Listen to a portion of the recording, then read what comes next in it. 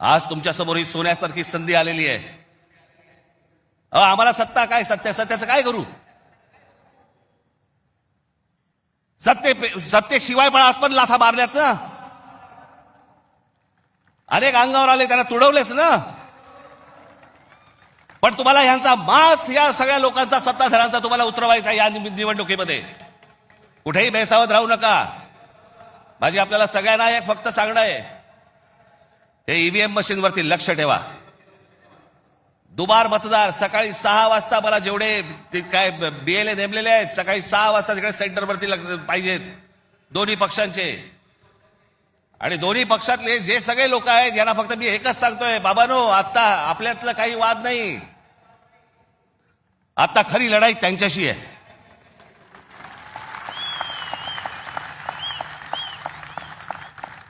आपण भांडत राहावं हेच त्यांना पाहिजे.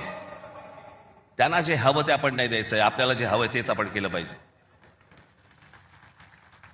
आणि म्हणून तिकडे आपल्याला जाता एवढंच सांगेन की सतर्क राहा, बेसावध राहू नका.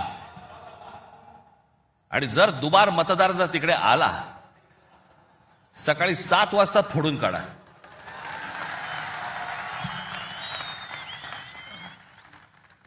ही मुंबई राहावी, हे महाराष्ट्र राहावं, राज्य राहावं, हे मराठी माणसाच्या हातात राहावं, तुमच्या हक्काचं असावं, तुमचंच आहे ते.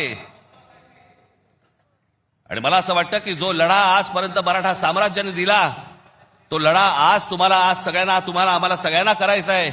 हा महाराष्ट्र वाचवायचा आहे, महाराष्ट्र समृद्ध करायचा आहे, ही आपली शहरं समृद्ध करायची आहेत, ही मुंबई आपल्याला वाचवायची आहे. ही मुंबई कदापि आपल्याला कुठेही गुजरातला राहून द्यायची नाहीये.